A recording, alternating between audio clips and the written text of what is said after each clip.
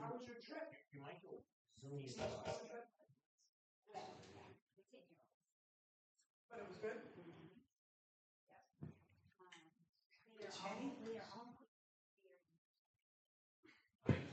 Kids are very entertaining in general.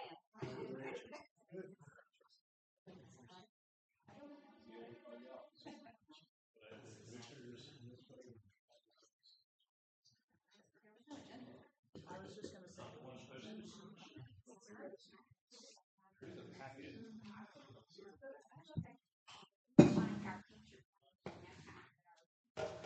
Do that.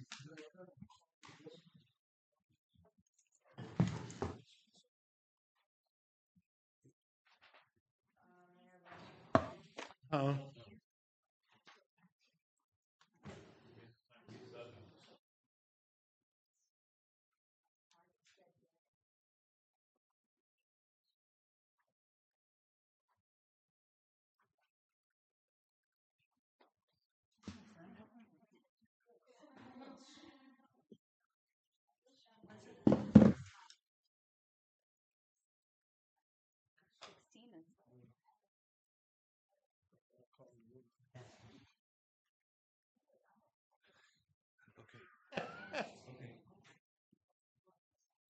we'll get it done. Is that okay?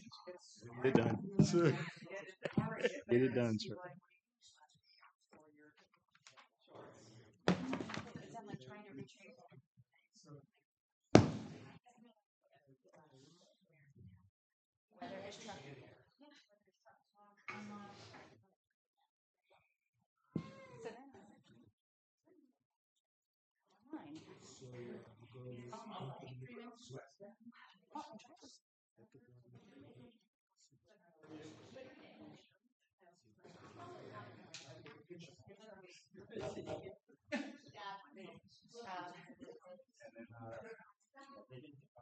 That's what you have to do. It's painful. It's very painful.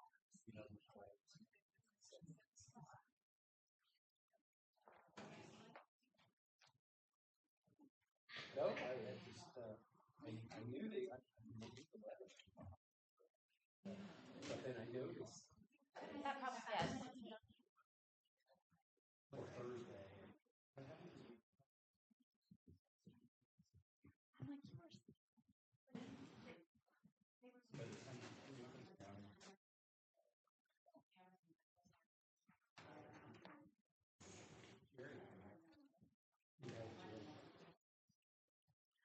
I figured Or then when his friends go.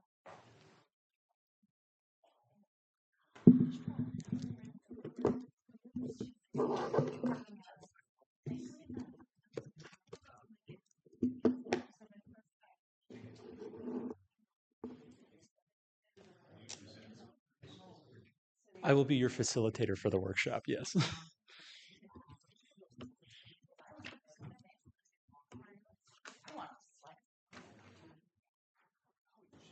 It'll be a lot less daunting than the book that's in front of you. I promise.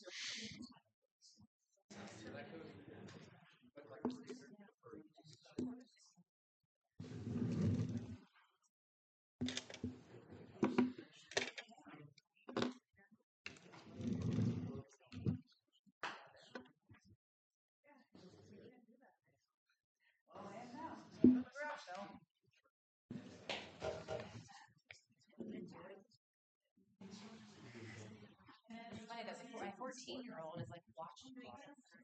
I hope you're learning.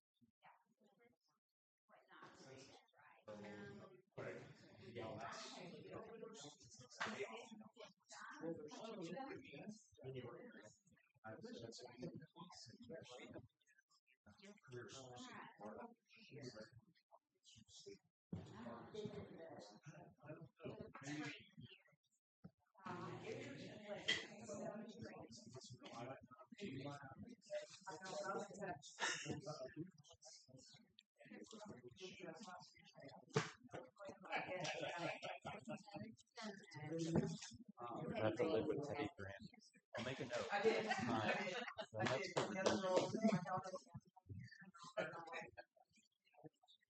I did not. We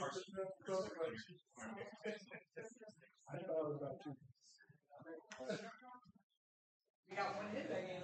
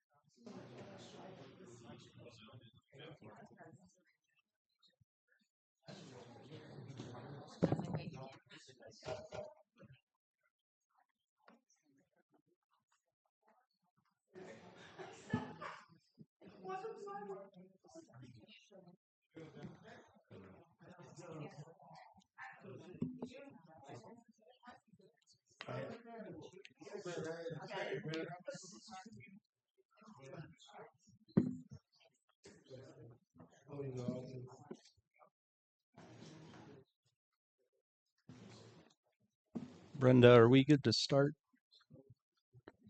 Yes. Okay. If I could have the commissioners and the board members take their seats, please, we'll get started here. What'd you say? Let's go. All right. All right. And Brenda, if I could have my presentation so we can get this workshop on the go.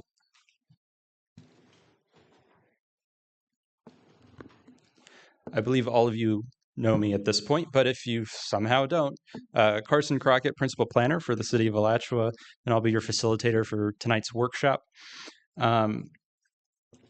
Before we get started, I just want to let you guys know that we'll be going through the comprehensive plan tonight. We're not going to go through in depth each little thing, but we've provided to you a full copy of the comprehensive plan at your seats. And throughout the evening, if you want to write any notes on the sticky notes that were provided, any questions, comments, ideas related to anything in the comp plan, and stick them where they belong in the comp plan, we'll go ahead and scan those in and take those into account as part of our public engagement process. Just a brief overview of the workshop, how we're going to structure this. We're going to start with a brief overview of comprehensive planning in general, just to make sure we're all on the same page of what comprehensive planning is, what that looks like for us as a city. And then we'll briefly go through the evaluation and appraisal process, which is what we're here to discuss tonight, and what that looks like as required by Florida statute. Some of that includes some changes to Florida statute, pretty minor ones this go around, but we'll discuss those. And then the bulk of tonight, we'll discuss the city's vision, and then we'll also discuss community issues. And at the very end, Planning Director Thomas has a couple of comments he'd like to add. So if I could have the lights.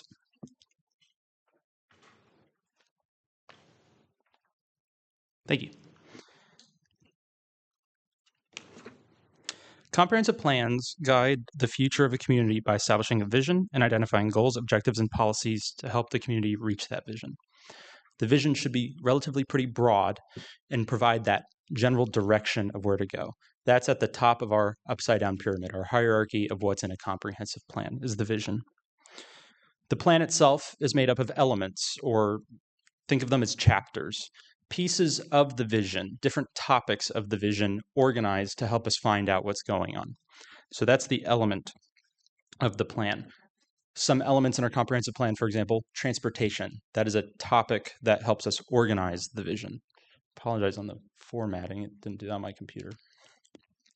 Within those elements, we have goals. Those are specific goals to the topic of the element they're in. So if we're in the transportation element, that goal is related to transportation. But it's still generally on the broad side. It's really when we get to objectives and policies that we become more specific. And all of this should fit within each other. The vision is the broadest, working your way down to the policy, which is the specific implementation action. That's the key thing to remember here. Now, Florida requires certain specific minimums for our comprehensive plan, and that's how we come up with some of our elements. The required elements by Florida statute is the capital improvements element, the future land use element, transportation, They cite it as the general sanitary sewer, solid waste, drainage, potable water, and natural groundwater recharge element. For us, that's our community facilities element. Recreation and open space element, housing element, intergovernmental coordination, and property rights. Any additional elements are optional, but they should still relate to the vision. They should still tackle a topic in the vision. Some characteristics of comprehensive planning. I want you to keep these in mind as we go through the workshop. What are some common characteristics of comprehensive plans and good comprehensive plans? First, comprehensive plans should be dynamic. Planning is an ongoing and iterative process. Very rarely will anyone get the plan right on the first draft. That's not what we're expecting in planning. And even if you were to get it right on the first draft, stuff changes, conditions change, populations change, values change. And so too, the plan should change to reflect those. That way it does not become ineffective or obsolete in a world around it. Comprehensive plans should meet the needs of the future without, you cannot meet the needs of today and compromise the needs of tomorrow. Planning is imperative in ensuring the needs and demands of today do not overshadow those needs of tomorrow. They should coordinate and balance social, economic, and environmental systems in a resilient manner. Social, economic, and environmental systems are often at odds with each other. It's a balancing act. Think of it as a triangle. The further you go in one direction, the farther away you get from the other two. As you focus on one, the other two are ignored and can result in adverse and sometimes unexpected outcomes. Plans can prioritize one of those systems, but go too far in any direction and it falls apart. And then lastly, a common characteristic is that it links local, regional, and global concerns. I like to think of the phrase, take care of your own house first, keep your own house in order first. We may be limited to a local area of impact. However, our local actions should be in concert with the regional and global concerns that also face our city. We don't want to work against ourselves in those concerns. So that's briefly comprehensive planning, but what we're actually here tonight is not to talk about the comprehensive plan as a whole, but the evaluation and appraisal of the comprehensive plan. Florida statutes requires a local government to evaluate its comprehensive plan at least once every 7 years. That comes back to comprehensive plans are dynamic. Florida statute requires us to make those updates to ensure that they don't become obsolete and ineffective. The evaluation and appraisal is primarily to ensure that the city still has enough lands to accommodate the short 10-year planning period. And I'm going to say short, relatively short 10-year planning period. But it's also required in case there are any updates to Florida statute, which, as I said earlier in the presentation, we'll talk about tonight. And then just because those are what we're required to do by statute doesn't mean we can't do some additional stuff. The city's comprehensive plan also allows the evaluation and appraisal process to reflect changes in local conditions, including those related to new data and information that has become available, greater or lesser ability to implement plan policies based on staffing and other available resources, and changes in agency roles and responsibilities. And we'll be focusing more on the changed conditions in this workshop with you all, as that's where more of the local discretion lies. Now, changed conditions can take two forms. They can take quantitative or qualitative forms. We'll be focusing on the qualitative with you all, but first, just to give you an example of quantitative forms, we have population projections. Excuse me. Populations continue to evolve as cities age and grow. And since 1980, the city has grown to a population of approximately 10,574 people, according to the 2020 decennial census. Excuse me. The Florida Bureau of Economic and Business Research estimates that our 2025 population is approximately 11,353. Planning conducted several population projections, which resulted in the low, medium, and high projections you see here on the screen, low being the yellow, purple being the mid, and green being the high. This is also available on a board in the back. All of that to say that using the required medium projection by Florida statute, we're not allowed to use the low. We are expected to grow as a city by approximately 4,000 residents in that 10-year short planning period. And then the 20-year, the longer range planning period to 2050, we're expected to reach a population of close to 19,000 people. It's important to keep that quantitative data in mind as we talk about the qualitative data as well. Now, to give you a better idea of timeline, this is a 1-year process that started back in December of 2025, with the city sending the state planning agency a letter of intent saying we were going to start the evaluation and appraisal process. That then led to January and February. The planning department started by looking at our data and our current comprehensive plan, which is in element 14, if you want to review the old data, because we wanted to have a good foundation coming in to talk to you all and the public. And on March 10th, as required by our comprehensive plan, the Planning and Zoning Board, you all voted to approve our public engagement process as part of the evaluation appraisal, which included tonight, the joint workshop between the City Commission and the Planning and Zoning Board. Now, May 19th at 6 p.m. in these chambers will be a public workshop where the public can come in and review and comment. That'll be their opportunity. Tonight, we're focusing on you guys, as this is your opportunity to review and comment on the plan per the comprehensive plan. And then also required by the comprehensive plan is a stakeholders meeting, which will be held May 27th.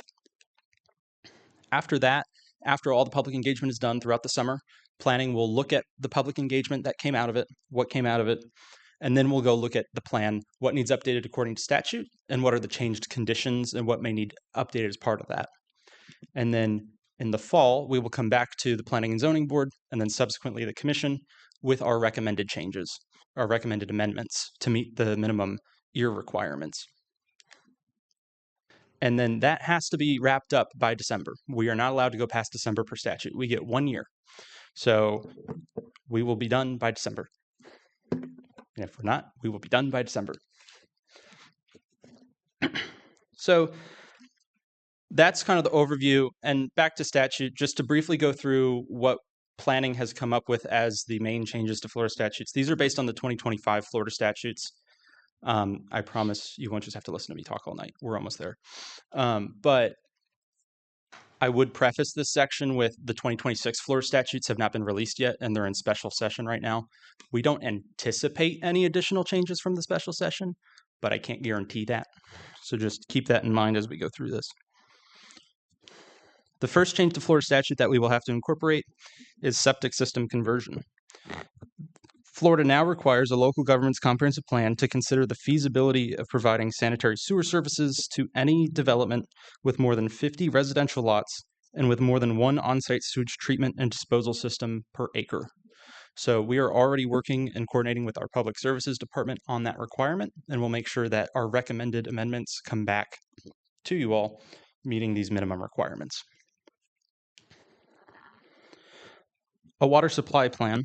A local government's comprehensive plan must now include, within 18 months after the approval of an updated regional water supply plan, the alternative water supply projects or projects selected by the local government. For those of you unaware, the Swanee River Water Management District and the St. Johns Water Management District adopt a joint water supply plan for the North Florida region, and that includes some projects related to alternative water supplies. So that's where those projects come from. We are also reviewing those with Public Services, and we'll make sure those required amendments get added to the comprehensive plan. And this last one is also a coordination effort with Public Services regarding Basin Management Action Plan projects, which are now required to be included in the capital improvements element of the comprehensive plan. So we'll make sure that all of those requirements are met. Excuse me. With all of that context and background out of the way, now we can talk about the city's vision, which is what we really want to focus on here tonight, the city's vision and community issues. As I said earlier, the vision guides the entirety of the comprehensive plan and is generally a pretty broad statement. As such, only goals, objectives, and policies that are in harmony with the vision should really be in the comprehensive plan. The vision should generally be a pretty broad statement of direction for the city. I like to think of it this way. If I'm going on a road trip, the vision is the direction or destination. The goals, objectives, and policies, that's what roads I'm taking to get there, the car I'm going to drive, the fuel I'm going to put in there, the lunch stop I'm going to make. And then that vision should consider the long-range planning period of 20 to 25 years. For us, we're doing this with 2050 in mind, hence the name Our Alachua 2050. So this is the city's vision statement as it currently stands. You have this in your comprehensive plan book in front of you. I'm not going to read this all to you in one chunk. It's rather long. Instead, we're going to break this down and we're going to go section by section. And I'm going to ask you a couple questions, and this is going to be more of an open dialogue amongst yourselves. And I'm more here to take notes and kind of get an idea of what direction you guys want to go in.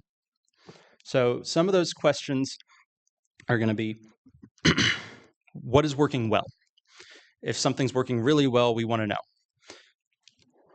What aspects properly reflect the desired direction of the community? We want to know if you still want to go in a direction, and conversely, we want to know if we want to stop going in that direction. This is our opportunity to look at that in more depth. So with that, the first section of the vision is actually more of a preamble than a vision statement, and we're considering moving this sentence out of the vision statement proper into a proper preamble. It would still remain, but we want to know what is working well, what aspects may work for the direction of the city, may not. And that statement is, the city has a strong image as the good life community. The image is woven throughout the work of the city with a commitment to premium service delivery and a high quality of life. What works well? Is it a good direction? Is it a different direction we need to go?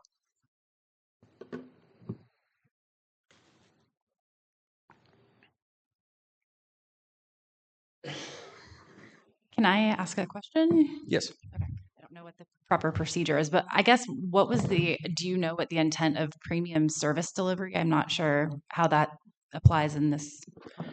I was not present with the city when this was written, so I do not know the intent.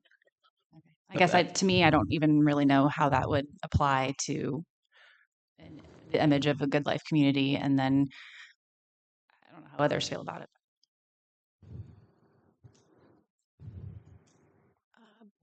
I was just going to add, I think that's a good point. So, premium could be a subjective definition. What's premium? Is it, the housing choices? Is it cost of living? Is it transportation? All your other elements. So perhaps that might need some more qualifiers as you go through the process. I think that's a good point. I mean, maybe services meaning utilities. I mean, I don't. That's probably what it's referring to. Yeah, I'm going to have to. Oh, you guys got my volume up loud. Yeah, I'm going to have to agree with this. I think premium service delivery, it's pretty vague in the concepts of that. When we talk about like what services does a city provide, are we talking about like our police department? Are we providing a great police department? And then the question from there goes is, are we calling that a premium service? Is that how you want to refer to your police department, as a premium service? Right? Or is it more talking about how do we deal with businesses that are coming from outside? Are we providing a premium service to them in terms of subsidization for their businesses, or working with them through permit approval processes? Is that what we mean by premium service delivery? So I think the real question is for us to define is that something we want to be describing ourselves as? And if so, I think we need to refine what that actually means. Carson, are we allowed to write on, is this one ours to write on, or you only want us to use the stick? You can write directly on it, but we are going to have to keep it afterwards. Okay, because I started and then I heard you with the Post-it, so I know it's okay. I just want to make sure that I don't mark it up. Okay. And I do think some of this, through the years that we've done this, we've added lines and changed lines as commissioners. So this could have been something. I mean, I went back to premium service thinking back,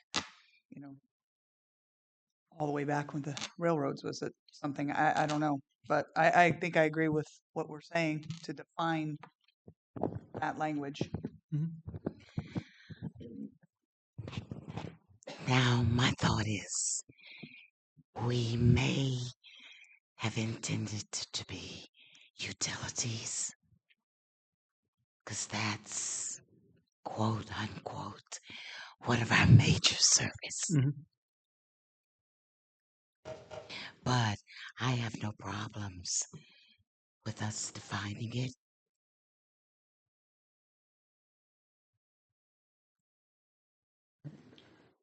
And I think we do have a strong image as the Good Life community. I think our culture, our families, our neighborhoods, the partnerships, we all collaborate to make this a good place to live. I would agree with that, and I would also I would think that maybe we need to define it a little bit more instead of premium services. We need to define what that is, or be specific about what our vision is going forward. Mhm. Right. Any other thoughts on this first section of the vision statement? Yeah, Carson. Yes. One is I don't know if this works for the rest of the people up here. Is it most conducive to like deliberation or workshopping if we're all in line like a church pew, listening to a person or being able to feedback ideas off each other? Because I thought that was the purpose of like workshops, is to be able to have these conversations. Me talking to you guys versus me projecting to the public.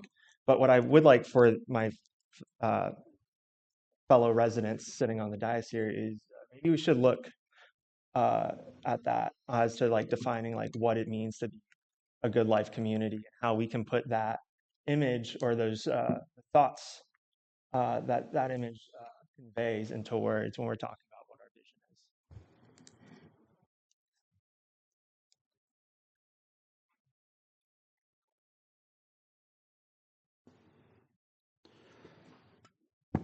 Carson, Mhm. I know that you're starting out with like a broad vision, and if you continue reading on down, instead of just picking out premium service, I don't know whether we need to just change the word service, but the whole, if you read the whole paragraph, sorry, if you read the whole paragraph, then it kind of outlines some of the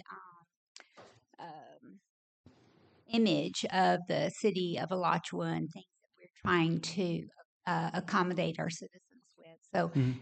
possibly that whole paragraph should be looked at as a whole, and it kind of explains what our good life image is. Okay. That seems like a good transition to move on to the next sentence to discuss more of that paragraph. Thank you. So the next section of the vision statement states that the city will be a business-friendly community, encouraging economic development and the establishment and expansion of major job centers in the industries of logistics, manufacturing, high-tech, and biotech. So again, is this working well for us? Is this statement reflective of the direction we want to go, or is there a direction shift that needs to occur?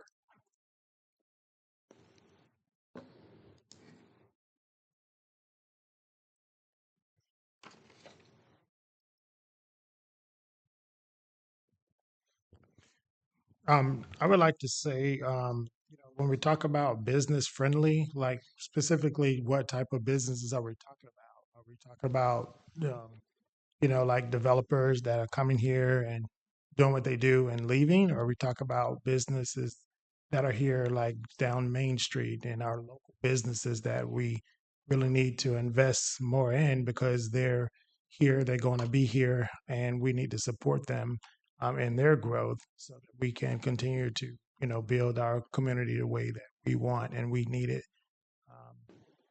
without, the outside influences kind of doing what they want to do.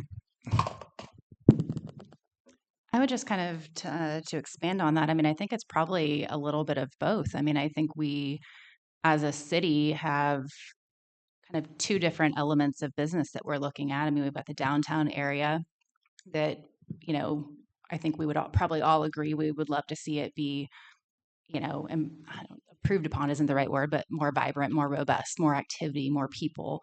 a destination for people coming from Gainesville to our downtown. And there were times, and it was like that. I'm sure a lot of you remember that.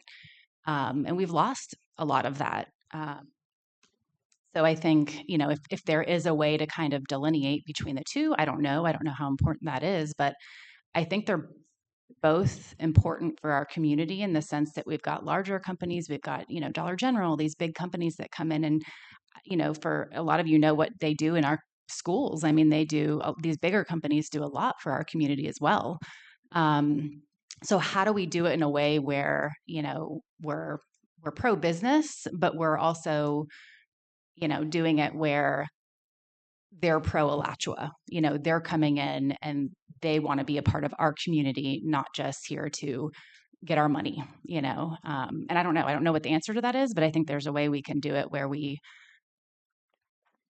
let people know through our comprehensive plan, through our planning and development that, hey, we want you here, but if you're going to be here, we want you to work with us and be a part of our community. I mean, I'll just add, I agree with that. I guess for me, for my brain is still trying, when I think of vision statement,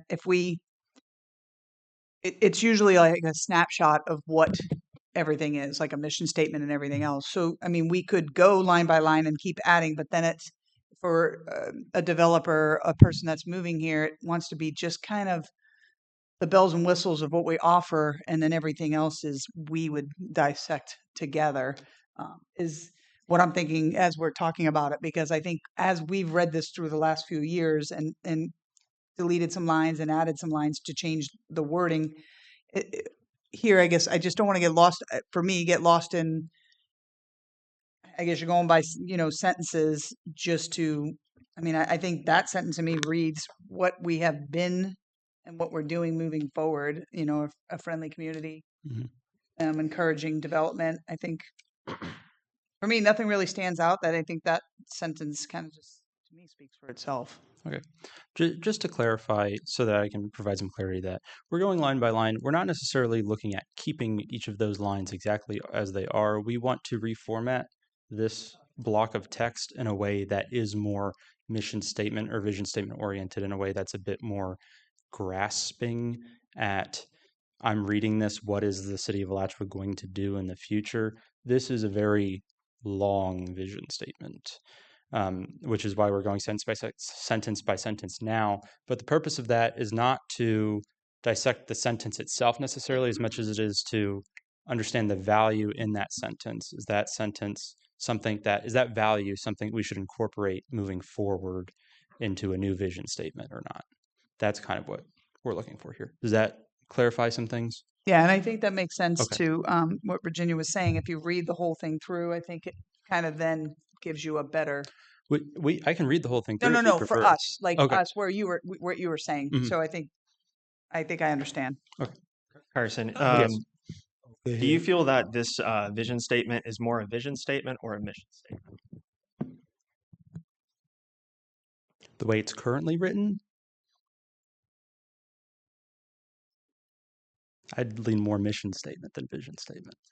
That's why we're doing this process. Yeah, just for those who don't know, a vision statement is supposed to act as your North Star. It's not actually the direct methods of achieving something, which is sort of similar to what we were discussing with how we mentioned a preamble. So maybe the preamble portion is actually our vision, and then the subsequent part is actually our mission, because it discusses like how do we achieve that North Star, right? The North Star is something we never want to change, because we've all come to the eclectic agreement as an institution that this is the best thing, regardless of where we stand on specific methodologies or ways of achieving that. All right. And so jumping on this one, this one, if we're talking about like keeping changing or not, I'd be really, we talk about major industries like logistics, manufacturing, high tech, and biotech. One of the things is we talk about logistics, and what's the biggest thing? The biggest thing I hear in the community is how we've basically, prioritized logistics, all right, these distribution centers, and now we're paying for it through traffic and road quality. And so there's a question that I have is, if we're going to keep these terms, or these priorities, is there needs to be some type of guardrail to ensure that we're actually doing it in a responsible manner, instead of just saying, okay, it says that here, that means we can just go at it 100% no matter what. So if we're going to keep some of these things, there needs to probably be in how we discuss about the goals of implementing the vision, there needs to be some better wording on how we achieve that. I was just going to add real quickly. We were talking about the logo at the last plan board meeting. What's missing for me, and I'm speaking as a citizen, is my fear is that we're losing some of our rural character, quite frankly. And I don't know, how the community as a whole feels about it, but I think we're losing some of that. We are approving so much housing, which at least I get on my soapbox about it, about the infrastructure and everything else. I'm really concerned about that. I think somewhere in the mission or wherever you put it, but I'm looking at that logo and I think we're losing, some pieces out of that logo as I remember what, Alachua was. It had a large agriculture or forestry, whatever that side of the logo was. And then I think that, and I don't know, maybe the administration does all this.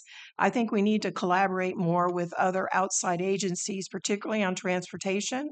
I think, just speaking from my past professional experience, I think that's why we're getting off message on some of these road corridors and everything else. This stuff should have been in the works, on the hopper, you know what I'm saying, ready to take all the development, you know what I'm saying? And the traffic generation is, in my opinion, not simply Alachua. I go by here several times a day just to familiarize myself. There's tons of traffic coming from points technically north through this community. You can go 1 o'clock, you can go 2:30 in the afternoon. So we need to get with DOT. We need to get some collaboration in here, and it should not be on us, you know what I'm saying, necessarily to make sure that when a new, high-end commercial development or whatever, putting in a lane, an extra lane is not necessarily going to be the answer. So again, I don't know what the administration's got on the things that aren't at our level yet, but that's something that's big for me, and I think that's why we're going to get in trouble, my personal opinion, in about 15 years if all these items that are been approved in these preliminary plats start taking off. I think you're going to have housing types that are not probably the most conducive, you know what I'm saying, to having different diametrics of housing types. And I know I've mentioned before about the fact that, and I'll be quiet, okay, and that'll probably take up all the elements real quick. We need to have bonuses for certain housing types. I think we don't have that. And I realize that that requires a lot of research, but if we need help from UF or somebody else, they're at your back door. And then finally, the other thing I'd like to put on the hopper, and again, from past experience, is we're almost getting to the point where it's too late to properly plan for reclaimed water, okay? And you've got to be talking about those types of things now. So in any event, thank you, but those are just my personal thoughts and observations. Thank you very much. And again, I know it's a lot of work, so that'll probably spin through all the different elements in the back. Thank you. Just to make sure we're on topic, we will have an opportunity to expand on those community issues a little bit more after we get through the vision statement. It does relate, so there's a little bit of wiggle room there. I just want to make sure we don't spend all the time on one thing. Carson, I've got a question. Yes. Is our goal to make the vision or the mission statement specific? Our goal is to make the vision statement and not necessarily make it super specific. We want the vision statement to be a broad guiding star, as Commissioner Fletcher said. But from all of the dialogue I'm hearing, it points more specific. And I thought that was the intent of the goals. Right. The intent of the goals is to be the more specific portions. Yes. So I don't want us to lose our focus in the mission statement, if you know what I mean. Absolutely. Yeah. Okay. Are there any other thoughts on this? We'll stop saying sentence. We'll say this value that's reflected in the vision statement. Not necessarily the wording of it, but the value behind it. No? Okay. Then we will move on to the next one. The city will continue to invest in providing high-quality recreational and cultural arts facilities and programs that create a sense of community. So the value behind that one. Again, not necessarily the specific wording, but the value of recreation and cultural arts that create a sense of community. Is that working well for us? Do we want to continue down that direction? Should there be a shift from that value? No, I believe that's where we want to be. We want to keep that.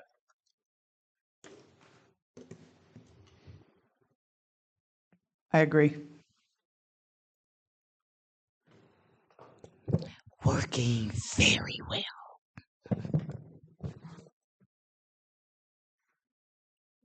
Okay, then. The next value or statement.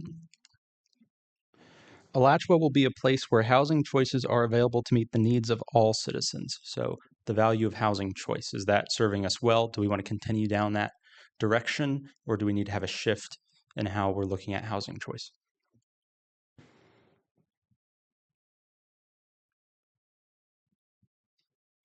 What are our options? Are we talking, or do we want to base more off income, or do we want to base more off desired designs?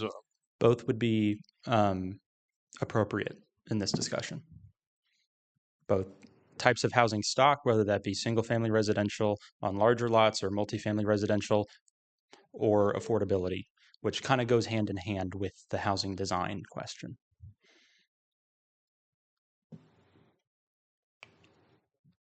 I mean, I think it's a good goal to have, and I think we should be focused on it. I don't know that we're doing it, but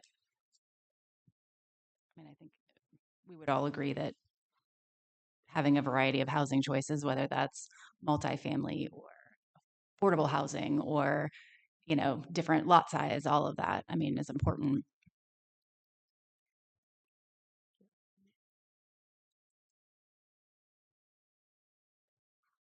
So this does seem like it's a very noble endeavor, but my question is, when we put it inside our vision statement, right?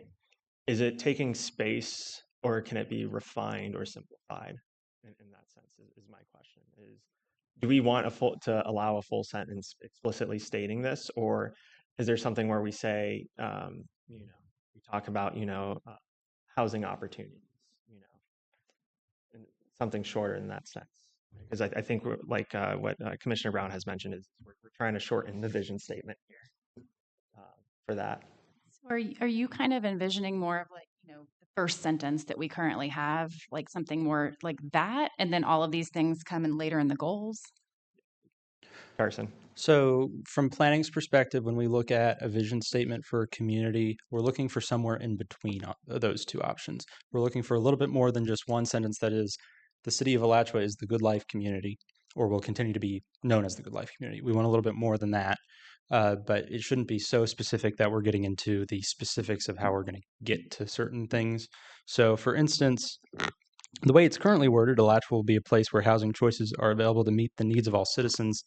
That wording in and of itself is pretty visionary, not so much goal-oriented, but something like the business-friendly community one, that one's oddly specific for a vision statement. So we're looking for a middle ground there. Well, more aspirational than specific, we're going to hit that kind of thing. I agree with the commissioner. If this is in our vision statement, we should shorten it to condense it to a variety of, something like variety of homes. Broad variety, maybe didn't, but not make it too long. That seems. For example, so there's some back and forth here. Something along the line, and this wouldn't be final by any means, but something along the lines of a place where a variety of residents can live in a variety of types of homes. That kind of gets a couple boxes in one sentence. That we're going to be looking at trying to get a couple boxes with sentences. So, yes. Yeah. We need everything.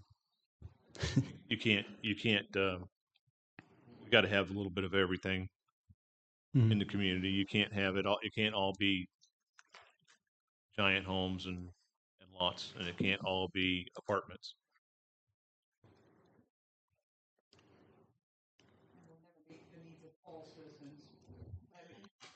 So, I mean, I do think it needs to.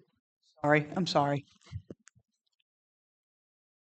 I, I think we're all agreeing on the same thing. And just the wording can be, you know, a place to live with a variety of choices of homes, somehow worded in that kind of way that you had just said.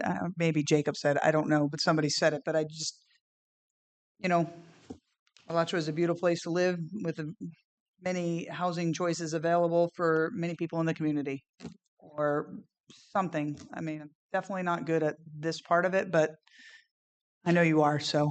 No, Mhm. so something like this is like when we talk about vision, I'm assuming that we're trying to get to is we're trying to say um, like a lot. So like the first part is known as the good life community. But my Mhm. question is there's a contextual anchor to that term, right? What does that term mean to the different people who see it?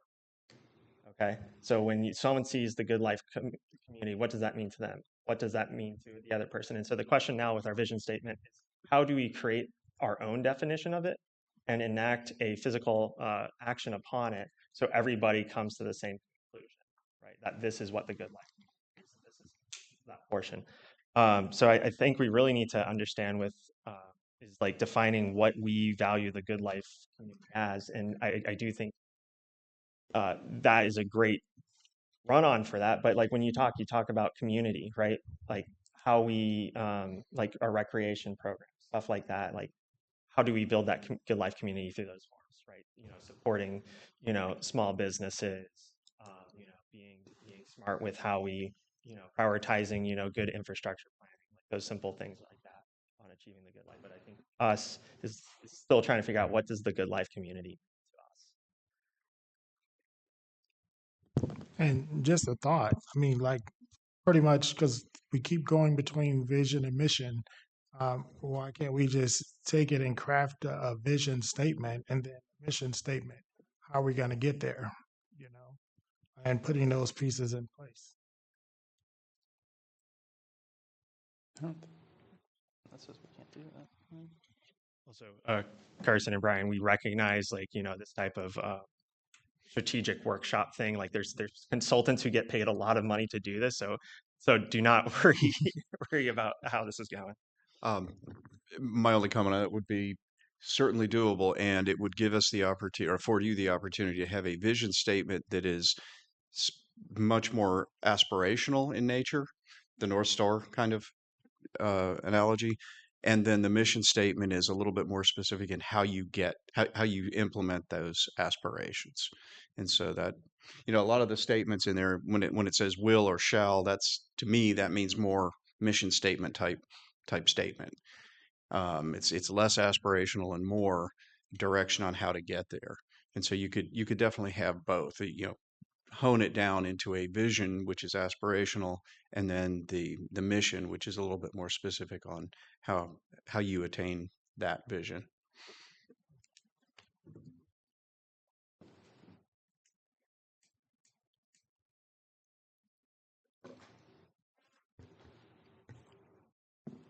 I wish you gave us some homework.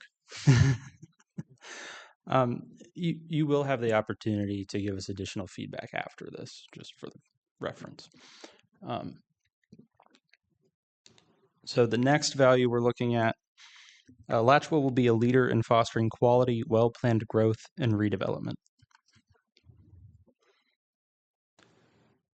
So that's a mission, right? This is still part of more of a mission statement. We're looking to try to pull a vision statement out of some of this. And if it is the desire of what it sounds like is the desire is to have a mission statement under that. So.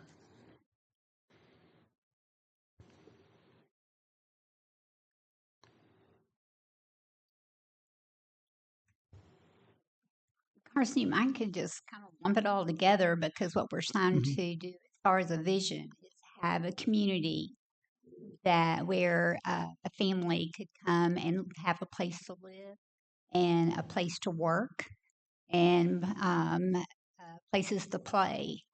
And that's pretty much, I would think, a vision that then you would break it down on how you would get to those in the mission. But that would be a vision for our community and the families that live here. Let's build off of that rather than focus on this slide for this moment. Does anyone else have thoughts on a community where a family can live, work, and play, or wants to build off that or suggest some alternatives? I mean, that's one of the reasons I moved here 25 years ago. Raise my kids, 'cause I have a place to go to work, leave Santa Fe High School, walk over to Santa Fe Ford, get their first job. I mean, now we have a wide variety of that, but I mean, I think that's.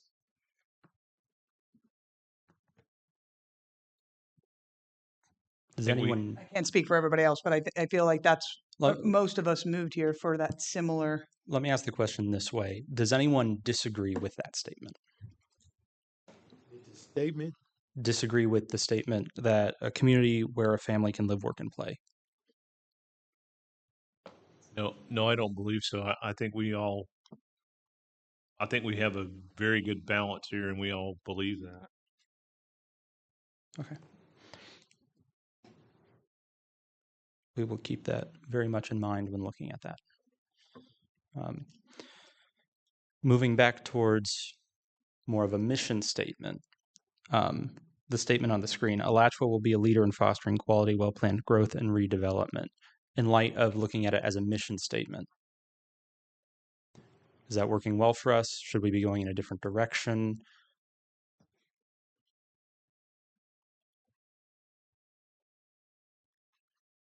Okay.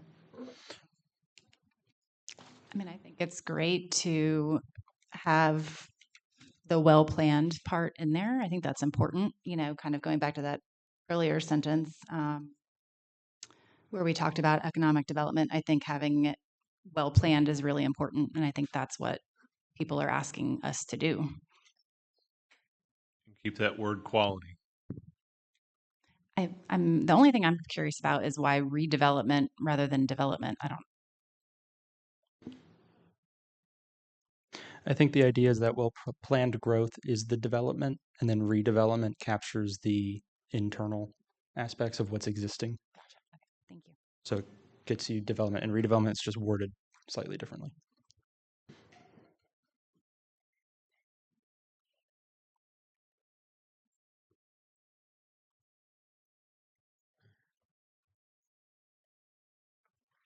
Okay. So again, looking at this in light of a mission statement, rather than the vision. Alachua will be a community where citizens can safely choose one of several multimodal transportation options, including cycling, walking, and innovative options such as ride shares. This one is also an oddly specific statement. But if there's what's working well, what should we change direction on? Is there something missing?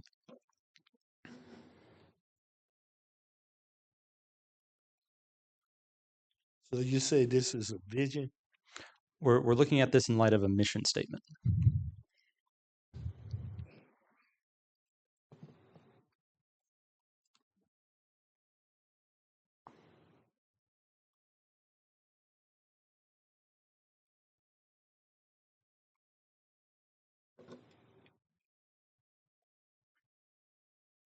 If there are no thoughts, we can move on.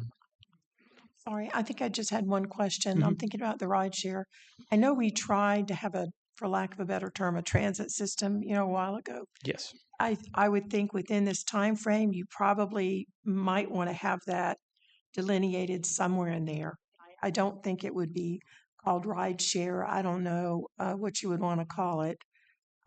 Public transit or something, I don't know. But within that time frame, I think you're going to have to cross that. You know what I'm saying? Just my observations. Just for context on the public transit system, I'm going to use air quotes on that we used to have. That was a grant funded system, and that's why that no longer exists as the grant ran out. I know. Thank you.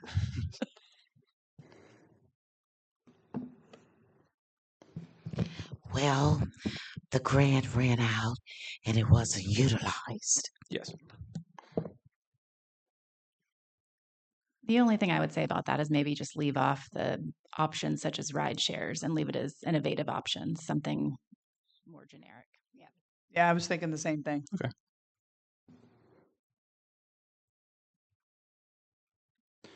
All right. Alachua will strive to be continually known for its collaboration between citizens, business communities, schools, and government, and will continue working together for the common good.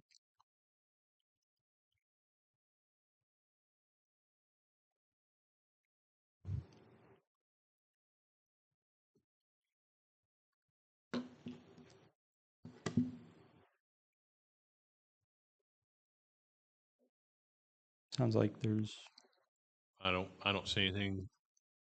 I don't see anything that I would pull out of that. okay.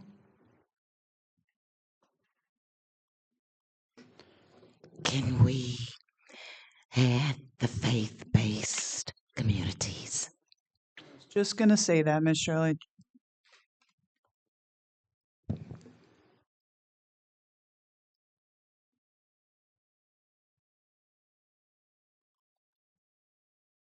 They play an integral part in our community.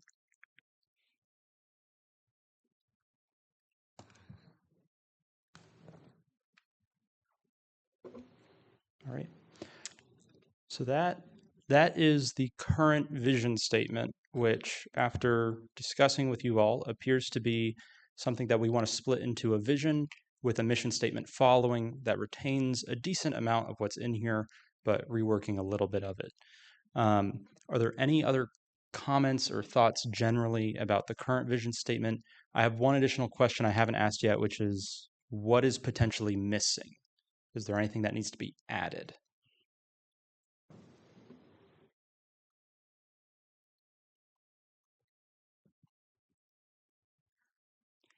Is there any, trying to reread it to make sure I'm not Mhm. forgetting, but protecting, I mean, you've mentioned, the rural aspects of our community, but protecting, the environmental aspects of our community that make us unique, something to that effect.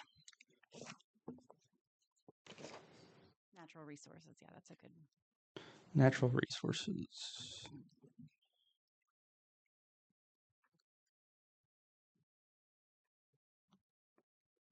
We can look at that. I believe right now the closest thing is recreation, but that's not the same thing. So What about infrastructure? I believe infrastructure would generally be captured between the transportation and the well-planned growth, but we can look at making sure that it is more clear. All right. Just to spitball some ideas on this. Mhm. The city of Alachua will be known as a community where residents can live, work, and play. A community that balances economic growth with the environment, with environmental, infrastructure, and agricultural features. A community that is known for being collaborative with those within its municipal borders and beyond. A good life community.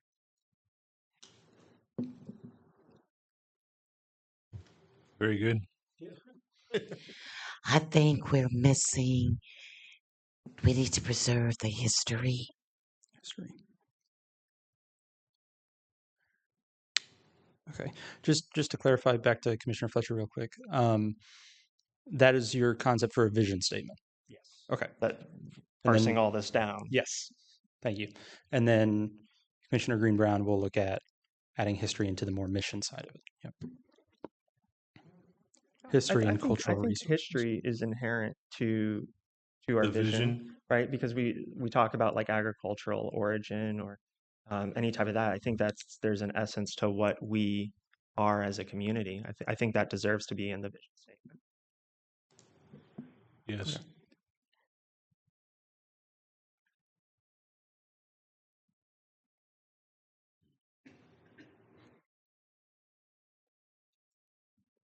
Any other thoughts before we move on from the vision and mission statements? Like I said, if you think of anything throughout the rest of tonight, add it as a sticky note to your comprehensive plan in front of you. Or if you think of something after tonight, you can go ahead and email us. You all have our emails. Or you can go through the city manager if you want to email the city manager and go through him as potential ideas or concepts, and we'll weight those. We just need to know within the next 2 to 3 weeks. Yep. Just a quick question, Carson. Yes.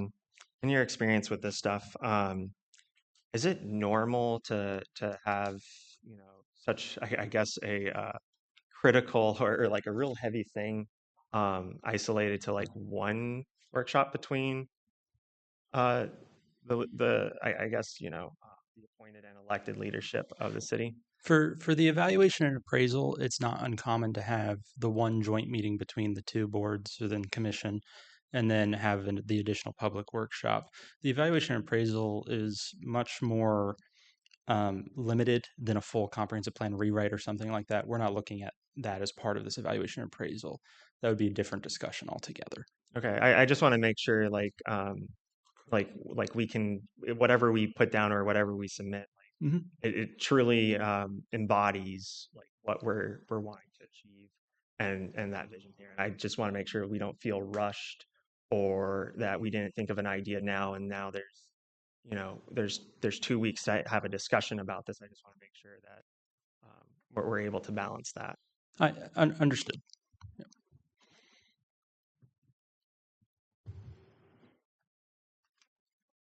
Any other thoughts at Jacob, this point? can you read it again, Oh, yeah. please? Please feel free to workshop this.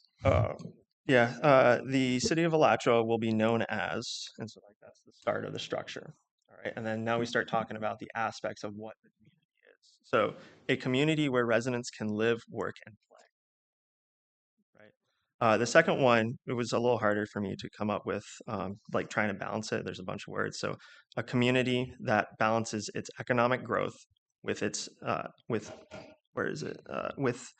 its environmental, infrastructural, and agricultural features. Or probably we can workshop those words. I'm not ChatGPT at this. And then the last one is a community that is known for being collaborative with those within its municipal borders and beyond. So, I don't have an iron thought yet on how to incorporate retaining our historical heritage to that. Maybe there's something when we can talk about agriculture, we can balance, economic growth with our environmental and infrastructure. And then when we talk about the community, we split it off and we can talk about, agriculturally, like there's a historical relevance to that. And then there's a historical relevance by default to any community. So maybe we can come up with that, let's say like a community that, we're a community that, I don't want to say recognizes because that feels too I recognize that, this is farmland, the historical farmland, or I recognize this was a historical site. It's something that requires more active participation from the city, I think. So I don't know if any of you guys have some thoughts on that. What about something along the lines of, the city of Alachua prides itself on its rich history of agriculture, infrastructure, and protecting the dignity of the essence of our history, something along those lines.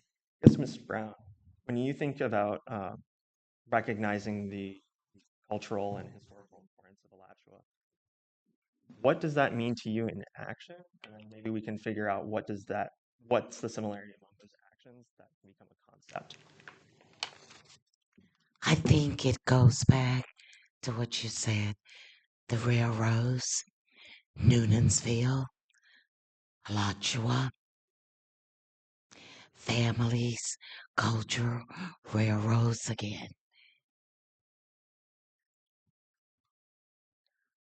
When I moved here, there was one stoplight. So I think we'd have to dig deep to pull in the history.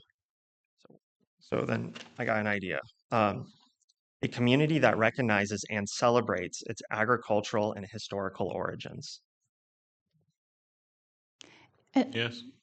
If you want to shorten it a little bit, I think that's something that we all embrace are those items. And I know I do a lot with the Alachua and its history, its culture, and I think we all embrace that Okay, so embrace and celebrates. or just embraces. Okay, And to add that celebrate, I'm a but little partial to celebrate because there's like an active participation in it in terms of like doing something, right? Community events, right? That highlight these historical significance. That's when I think of celebrates. That's what I think we can do. I know we can embrace it, but it can also. I feel like embrace is just not strong enough of a recognition. That's my thoughts. I was just going to add some words thinking to everything, and then Commissioner Brown, I think about the rich, cultural heritage, and you could maybe put some more adjectives in there. But it does have a really rich cultural heritage and familial roots, or whatever that proper term is, in terms of history. Founding fathers, that was the word I was searching for. So, anyway, thank you. Yeah, that's true because we stand on the shoulders of many. So I don't want us to lose good life community. It's on the logo. It's out front. So is that going to be mission or vision? I just don't want us to lose it. I have here that it sounds like, based off of Commissioner Fletcher's vision statement, that it would fit better in the vision statement than the mission statement, but it absolutely will be incorporated into one of the two. The only other thing I'd add is the live, work, and play. And the other reason I'm trying to think back before my children were born and why I moved here was also for diversity. So somehow it could be in any other parts. It's just the diversity for them. I wanted them to grow up and experience everything. And at that time in this community, we had, and we still do, have a very diverse group of people in all different areas of the city. Okay, that one's an easy one to update on that because we can say a community where residents have diverse opportunities to live, work, and play. So, jumping back for any feedback, a community that celebrates its rich historical and cultural heritage. If that's what people want, that there's an option there. Because I think at this point it's we know what we're wanting to do with it. It's just what's the right words we want to put on the piece of paper.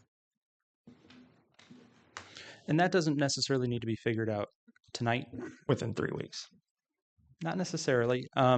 This will come back before you as a recommendation, so you'll have a chance to comment on the recommendation. Will it be a joint? I'd have to look at the calendar currently.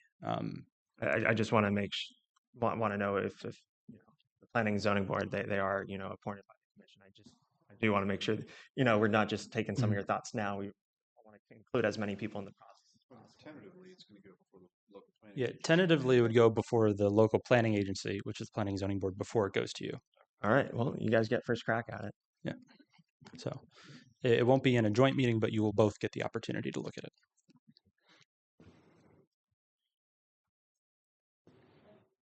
All right. Any other thoughts on the vision, mission? Or are we ready to talk about some community issues? Trying to keep a good eye on the time here. I don't want to make anyone stay too late, but I also want to recognize that some of this stuff takes time. Okay. Moving on to discussion of community issues, and this will be a lot more of an open forum. I'll have a lot less to say about this, and I'm more here to listen and try to get a grasp of what we are talking about with certain community issues. So the reason we need to talk about this is rather simple. To properly craft goals, one needs to understand where we are starting from to know how far we need to go to get where we want to be. So the vision tells us where we want to go, but the quantitative data and analysis can only tell us so much. This is more of the qualitative. We want to know what people are feeling are the community issues.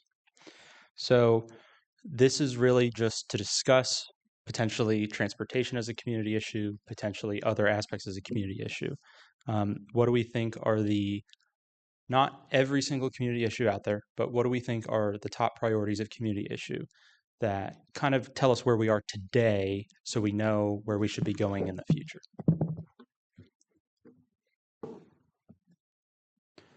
That's a big question, I know.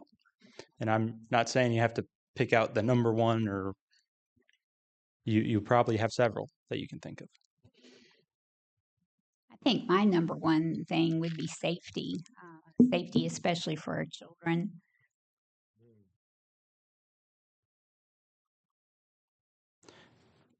Member Johns, could you expand on that a little bit? I'd like to know that when they go to the park, that they would be safe. That when they want to get across the road, especially around the school zones, that we have safe crossings for them.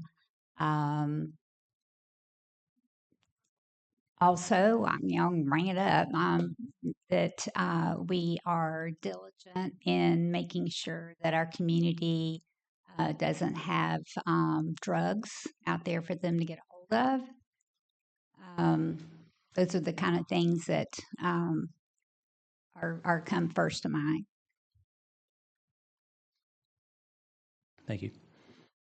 Again, this is more of an open forum. If anyone wants to build off of each other, please do. Or if the discussions run its course, we can pivot to different topics.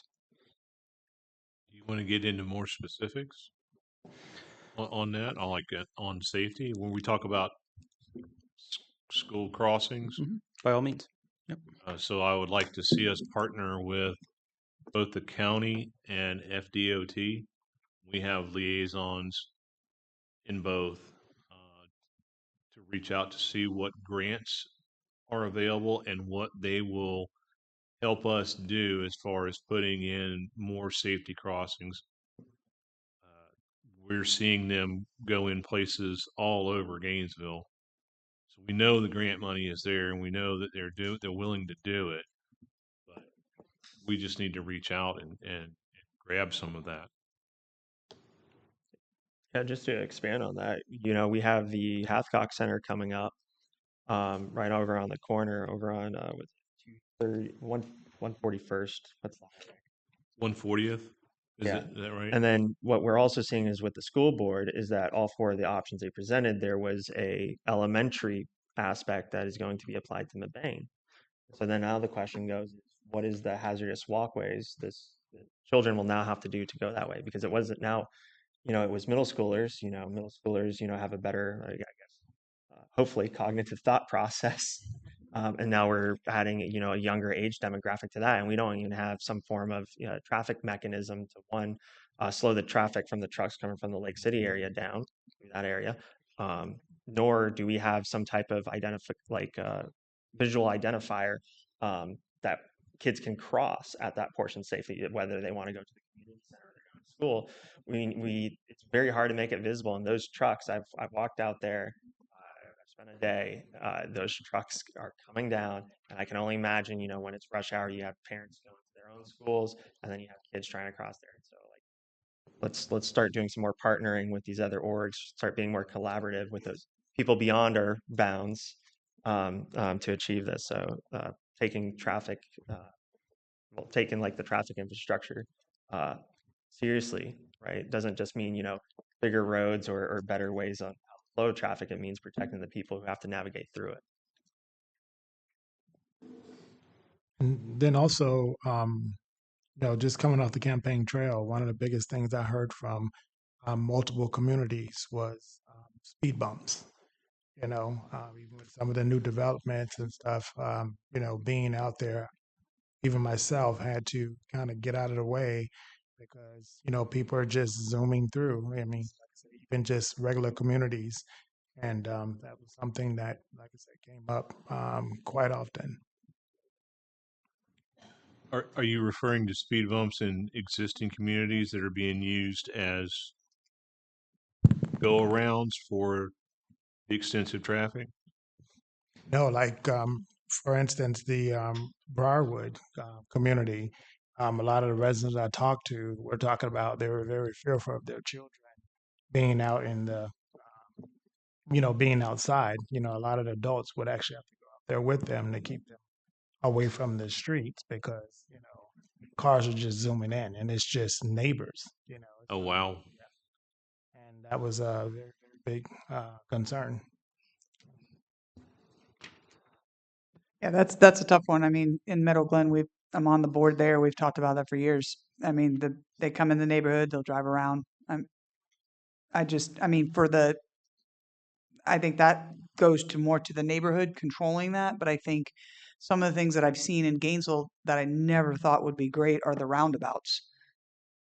The roundabouts, like they really, I mean, I go through one every day on Tower Road. Tower Road used to be insane traffic, but you can, if you're going to Oak Hall or you're going across or going into Market West or any of that, it really works. I was really surprised the last 2 years how well that gets people to slow down. You have to slow down and wait, and that doesn't do damage to the cars. I think one of the things with the speed bumps that we talked about back then was if they don't slow down and they're not, it'll mess up people's cars, which maybe they'll slow down, but then who's responsible for that? Which is what we keep talking about. Roads is also what we all keep talking about. So, I mean, we definitely, we have that joint meeting on the 18th. I hope, people show up and really talk to them at that time. I was just going to add, when I think of the issues, the current issues that are important to me, one of which I don't know how much the comprehensive plan can even address, but, you mentioned the safety of schools, but the schools in general have a huge impact on how we grow and what our community looks like. And that's been a challenge for a really long time. And I think, again, I don't know how that fits into the comprehensive plan, but those are things that, we're trying to tackle as a city. And when you're talking about bringing in, live, work, and play, well, if somebody's going to work here at a, high tech biotech company and they're looking at, putting their kids in a high quality school, sometimes they're not going to stick around for that. They're going to go live in Gainesville where they have, a different school that they can put their kids in. So how do we, if that's how we're trying to grow the community, if that's how we're trying to plan, how do we make sure that our schools are ready for what we're trying to do as well? But for me, with kids in school, it's obviously my number one, and it has been my number one since they started in kindergarten. And then I think kind of the other issue that I see that, having been on the planning board a very short time, it's important to me and obviously to a lot of other people that we have controlled and the kind of growth that's going to continue to make, we're bringing these people in. We have these new neighborhoods. We have a lot of people moving to Alachua who know nothing. They've never heard the phrase the good life community. They know nothing about the history of our community. So how do we grow and develop in a way where when they move here, that's why they come, instead of them coming and then us being like, hey, this trying to fill them in. I don't know. I don't know how, if I'm expressing it the right way, but I think controlled and the kind of growth that we can all live with, people that have been here that, have seen it grow and people that are coming that are new. So, and as far as the school thing, I don't know what the answer is there, but, and I think there's the workshop tomorrow. Is it tomorrow? I think with the school board. Tomorrow, Yeah. And I haven't been as involved, in this whole process as before, because honestly, my kids are going to high school, so it's not as critical to me, but, I will just add, my kids actually went to High Springs. And I did that through the school choice program when my son, who's now 16, was in kindergarten. I was currently serving on the SAC at Irby at the time. So I knew our schools were good. It wasn't a matter of whether or not I wanted my kids to go in our schools for that reason. my kids did better in a K through 8 environment where they weren't changing schools 3 times.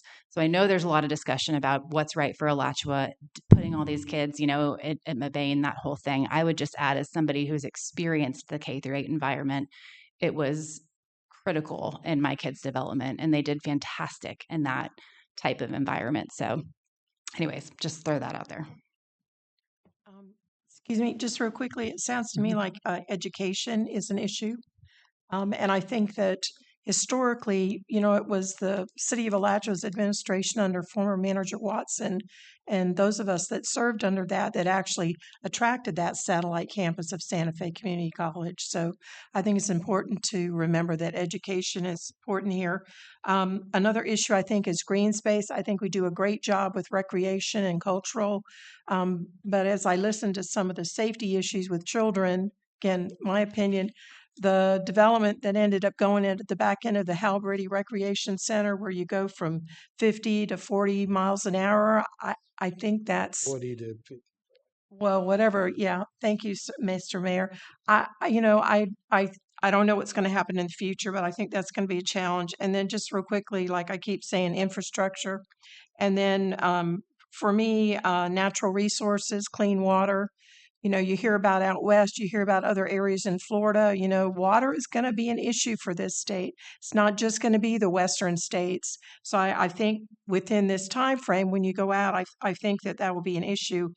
And then again, I think transportation corridors, or you can call it transportation, signalization, having synchronized signalization is a very, very expensive process. You know what I'm saying? Where you get DOT involved and the other cities, it's extremely expensive to have it done.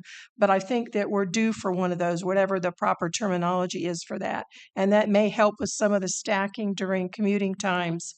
I don't know. And then honestly, again, I'm looking long term. It may be that there's another interchange in our future at some point between now and, oh, I don't know how far it is down to that one there at High Springs. But I think initially when DOT did some of the planning, I think that's why I think technically they've got 2 interchanges in that direction. I thought in the High Springs area, and they gave Alachua one because I think historically going back, I don't think that they thought that, you know what I'm saying, our growth would be the leader as opposed to communities north of us. So you can probably put those under some of your major categories there. Thank you. And then also too, because like when we talk about the good life community and live, work, and play, but a lot of times our money goes to Gainesville, or goes to High Springs. So whether we work here and live here and work, in Gainesville or vice versa, we're not spending the money here because, just like when I moved here, we talked about a barbershop. You got to go to Gainesville. Where do you wash your car? You got to go to Gainesville. Where you get your oil changed? Gainesville. I mean, we have mechanic shops here, but they're only open Monday through Friday, 8 to 5. So there's nothing open after 5. There's nothing open on the weekends when it comes to essential services like that we can look at. Again, when we talk about, our entrepreneurs, our, small businesses and different things like that, that we can actually keep that money here in the city of Alachua as much as we can.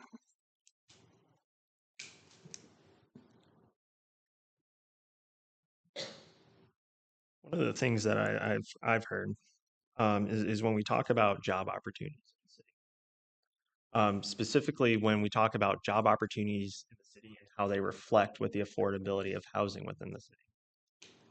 We're putting a lot of investment and growth into these larger businesses whose wages, which we expect or we hope our own residents jobs will take, but then they come across the position of that they're not sufficient enough. So that's a concern that I've heard is, so we bring in these big businesses, but are those jobs actually that are being created, that are being taken by the residents of the city, are they actually supporting their dream of achieving a good life? Can we say that that's happening? And from what I'm hearing in the community,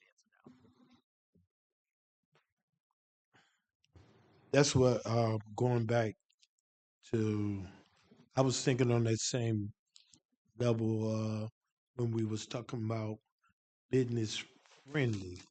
I was thinking, are we going to give our citizens opportunity before they have someone from Gainesville, Newberry, and take all the jobs up there?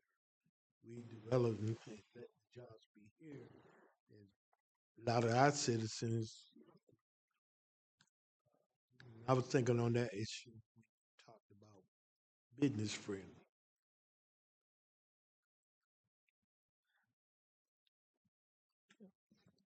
Another thing that I think we can all talk about is when we talk about like growing or planning around a city. Usually, you want to you like have a what is it with nodes and edges, or what do you guys call it, Carson? Activity centers and corridors. Activity centers and corridors. And so what historically we have tried to do is we tried to create downtown as an activity center. And going back, at least through the documents I've read up to 2016, that has been a high priority for the city. But the biggest thing that I've heard is people don't feel that way, right? The whole Levitt Amp concert series, Optimal Station, and some of those other people and the work that the ABL has been doing. That's only been recently, but these have been priorities by the city for much longer. So my question for us is where is the mechanism of failure in trying to push these goals? And so it may not be solved within, or maybe it could be solved within our decision of what a vision and a mission statement is, but something's happening here that's not achieving what we've been intending for the past 10 years. Just from my perspective, I think some of it's communication. It's how we communicate with the citizens. I think some of it, just from my perspective, when I think back to, when I first moved here 17 years ago, what kinds of things was I going downtown for? The holiday events, the things that were happening down there where we had, the carriage rides through the street, that kind of thing. We were bringing in people from all over for stuff like that. And a lot of it's communication. So, I think you guys have done a great job. The parking's been great. I haven't had any issues parking down there when I've gone, there's a lot of changeover, a lot of businesses that open and then close because they can't sustain. We still have a lot of businesses down there that are offices that, don't attract people coming to them. And so at some point when those turn over, I think new businesses, can go in and hopefully thrive. Didn't you guys just recently make a change on the alcohol ordinance? I think that was huge.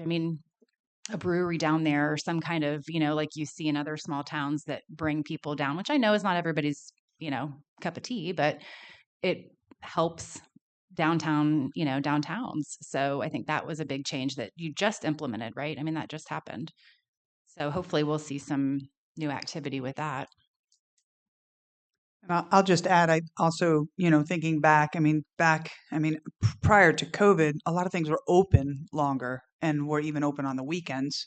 And so I think, even in my own company, a lot of things have changed because the parents' mindsets also changed from, I hate that we blame everything on COVID, but COVID did wake up a lot of great things and a lot of things that are not so great where we can just not be open after 6 o'clock. But working parents with kids, if I think about my kids, I didn't even get home till 6:30, and I would go up to Conestoga's. I was there probably twice a week back then. 7:30 eating. When they were open till like 10. Just using that one example, but I think a lot of that is still relevant. I think to some of what Jacob was saying, I agree with some of the things in the community where can they afford a home? I know the Chick-fil-A manager that I ran into not recently, he did buy a home, here real close, but he's the manager. He's not necessarily, the income to what somebody else may be coming to move to be a shift manager or an assistant manager. Jackson could probably add on some of that with a little bit that we talked today about, CVS. Being able to diverse. I think many times I would ask when a developer would say, well, what's the cost of a home? Even for me as a single parent, back then afterwards, I probably wouldn't have been able to, even afford the home that I'm in today. So, but I do think some of the opportunities and things are great. I do think parents still, I mean, if I'm thinking old now, they drop them off and they work at the university. The two parents I just met are moving from University of Missouri, I think they said, and they've got both husband and wife got a job at UF. And I said, well, you buy a house in Alachua. Oh, we're going to look at a house in Alachua. And then they asked, first thing they asked was the same thing that everybody researches is our schools. So, and they have a kid that's going into VPK. So, the schools, that algorithm, I'm sure Jacob will be able to say it better, but I mean, when you pull that up, it doesn't always pull up our schools as great, schools, and it'll say, X, Y, and Z, you know. So they're like, well, we'll look, but I think we're going to be set on this home because we looked up, I think they said Childs or Wiles at the time. But I do think families look at that a lot and how do we fix that? I mean, they know, I mean, there are great schools in the Alachua Learning Academy, I would say, to go to. It's smaller. There's a lot of different needs we support. Um, Just want to hop in on that thing real quick with the Alachua Learning Academy. I do believe a lot of the people that are attending it are Alachua residents, and it sits right on our border. So maybe some effort from us as a commission and working with the county when we're talking about traffic safety and being good neighbors and trying to help them out over there because that's where the trucks are going through first before they get over to Mabane. Years ago, there was a big incident there. So, I mean, I know we try, and I think now's the time. We've got to, put the pedal to the metal on some of that for sure. So, Carson, another Yes. thing that's been in this is we talk about transportation mobility. It's been in here. I feel like it's been in here for a while now. But my question is I don't feel like we're achieving it. We talked about was it the trails plan that came out that was slightly presented at the last strategic meeting, and then we got a because it came out earlier in the spring or November, and then we got another one in November of this year. And I have not gotten any additional information. I don't know if any of the other commissioners have. But when we talk about like multimodal transportation, like that's a key aspect of it, right? And that doesn't just require just saying you're going to do it. That requires, effort being put into like redesigning your LDRs and again, your comp plan, ensuring that there's criteria in there that can kind of enforce those design principles. So is that something we're I guess, I'm skipping some steps here, but is that something that's going to be worked into the comp plan? Yes, with discussion with the consultant who's undergoing that trail plan, we're looking at some comp plan policies that would then go to LDR implementation regarding trails. We would want to lump that in with this so it doesn't have to be a whole separate process. So by December. Yes. And there's another element with that too, is the county-wide trail bike ped plan that we're trying to coordinate with. And have they approved that yet? Or is that still in draft too? That's also still in draft. So we're trying to coordinate to make sure we're not having conflicting things between the county-wide one and the city one. So that might be why some things are taking a little bit longer on that front. Just for my clarification, when we talk about like the county's stake in it, we're talking about when they're working on like the actual county roads themselves, so 235, 235A.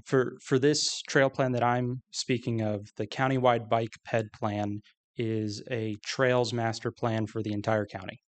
That includes both county roadways and off-county roadways. That includes city responsible sections. So that's what we're trying to coordinate. Okay. And just another thing on this real quick. And does any of the plans for these trails, are any of them like retroactive in like their application?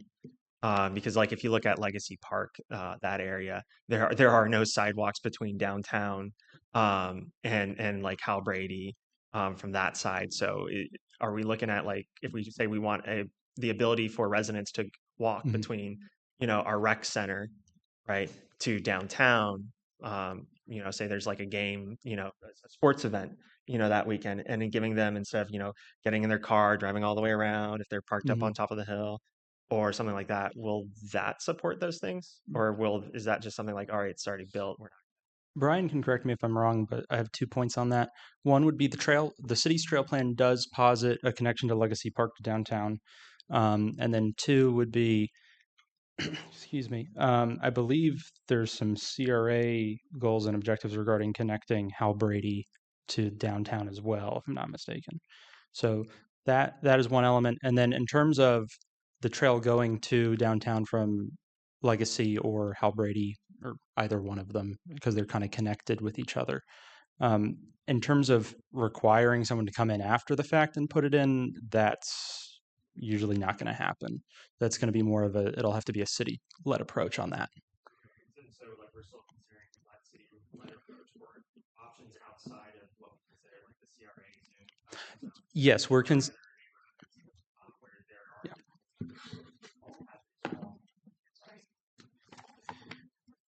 Yes. So the master trails plan is supposed to give us kind of a tiered approach. You're going to look for the low-hanging fruit, some quick projects that we can work on that don't require a significant amount of funding initially, giving the commission time to plan for future budgets to add to the larger projects, which will provide more of that direct connectivity. Because some of the projects, as you can imagine, can be quite expensive. And so the low-hanging fruit, the fairly easy ones to accomplish in short order is what they'll focus on initially. And again, giving the commission time to factor the larger projects into future budgets so you can get that more direct connectivity, like a multi-use size trail to go from downtown to Legacy and Hal Brady and then Legacy and those kind of things. Better connectivity to other activity nodes throughout the city, but not just the CRA. And just to hop on that point on talking about not being able to it's much more difficult to build sidewalks in neighborhoods where there are no sidewalks because right easements, and then they're actually it's harder to tear up a road and add a sidewalk than it is to build a road with a sidewalk. And so does that also include, because I recall there was a plan, and I'm not sure if it's considered in our comprehensive plan, there was a plan to have a road that would connect from Progress Park and go all the way behind Turkey Creek. Now, is that still a thing? Yes and no. It is still a thing. It is still in our comprehensive plan, as you can see here on the future traffic circulation map.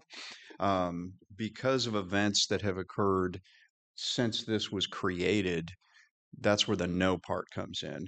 So what we're looking to do is continue to provide direct connectivity between projects through across that corridor as far as we can until you get to the portion where specifically the county purchased and created a preserve in the Turkey Creek area that kind of limited where that the actual ability to do a parkway style connector. But we are still working towards connectivity through a significant portion of that, just not in parkway style. And then it has been discussed, but only very, in very minor terms with some folks at the county, the possibility of going through at that point, turning it into a pedestrian, like a multi-use trail that could be allowed to go through perhaps the parkway for that final connectivity, but it would be pedestrian only at that point. So we're looking at those kind of things, and that's what we've directed our consultant to look at as well, in where areas where we can continue that kind of a project. So. Yeah, the only thing I just want to highlight is, remember, as we're talking about traffic, I do work in Gainesville. I work at the University of Florida, so I have to do the commute back. The route of where that parkway is not where the traffic in our city is. I just want to remind everybody of that. We're talking about roads and how much roads cost and what we're trying to achieve with this. You're absolutely correct in that. And because of the cost of road construction, that is why it's mostly done on a development by development basis, where we can require that development to then provide connectivity to adjacent parcels, where you can then maintain that over time as you continue to develop adjacent parcels. That connectivity is maintained, and it's at the initial development expense of the developer on that particular piece of the long leg.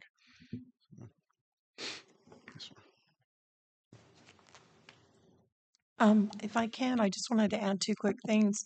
Again, listening to all the education, I think we want to remember that we have a public library branch here, and we want to make sure we maintain it. And I say that to say this. The legislation at the state level is moving through, and it will be probably within the next few years that, I'm saying the ad valorem tax that we rely on for the majority of all these general fund services is either going to dwindle or at some point, I'm saying be gone aside from, the ad valorem for schools. So I know it's not necessarily an element in the comp plan. It comes into the capital improvement elements. I see Brian shaking his head, but that needs to be somewhere in this financial planning, because if we lose that, I'm saying that's going to be a major issue for us, and we've got to have some plans in play now as to how we can fund services, and it can't just be user fees. I'm saying? You can't simply put it on the users. It may be that we focus more on heavy development agreements with the developers coming into the community to have them foot more than simply connectivity and things along that line. So thank you.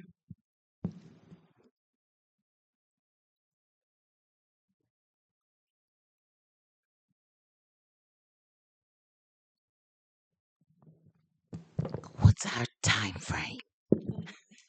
Tonight? Well, if you guys don't have any more discussion on these community issues at this time, we can wrap up whenever this discussion's run its course.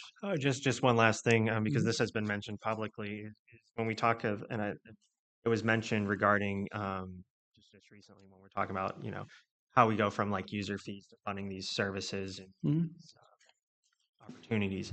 I think we need to go back to evaluating how, right? We have to go back and evaluate how growth is occurring in our city and how we can balance that growth with ensuring that the residents as a whole are not, being given the short straw on this. And so I know there's been like talking about impact fees, other mechanisms of trying to figure out like how we can get these groups to ensure they're paying their fair share. So that's something, because everyone says, "Oh, well, this is bad. We can't do this," and then we say, "Well, we don't have the money." And then they say, "Well, how do you get the money?" Right? And we say, "Well, we can just tax you more." Right? And that's a big no-no, right? Because we don't want to be doing that. But we can do is we can make sure that these people who do make money off of our city and our residents, right, they're not becoming a burden to them. Carson, Mhm. could you go back and share the community issues that you put down? Yes, absolutely. Give me 1 second.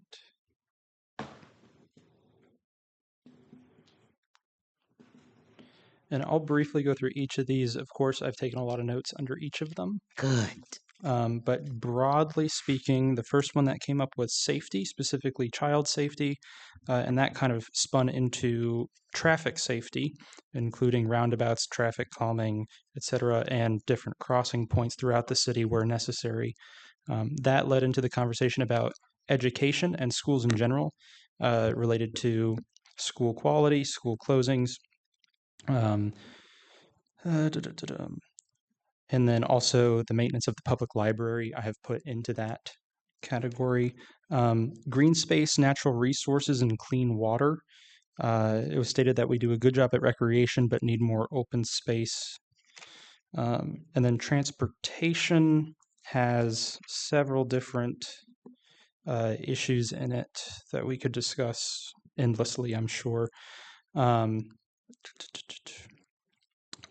Job opportunities and lack of local essential personal services, such as barbershops, for example, where that money is leaving leaving the Good Life community and going to Gainesville. And that kind of led into the central city area not being given due consideration. And then the last one was balancing growth with development paying its fair share, including potentially stronger development agreements. Excellent. Thank you. Carson, I just want to jump back on one thing before it gets misinterpreted. The points regarding job opportunities wasn't simply job opportunities. Correct. In relation to affordability of housing. Yes, sorry. Can I also add with the state safety part, also with elderly as well? Absolutely. just their walkability, things to be able to feel comfortable to go to areas in the community as well, as far as their safety as well. I'm getting old. That's all I think about. I think continuing having like safe recreational spaces for them.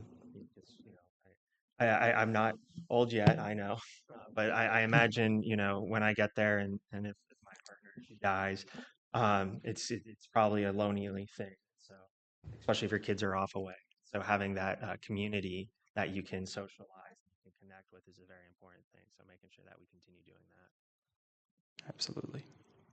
Did I miss anything else? Did you guys miss anything else? Did you want to talk about?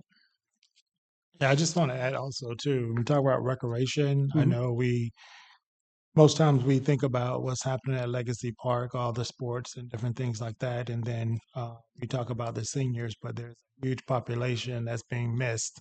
And that's the kids that are not into sports, that are more into the arts and just don't know, but need to work with them to try to figure out and give them something that can help them, have, life skills and different things that set them up for success.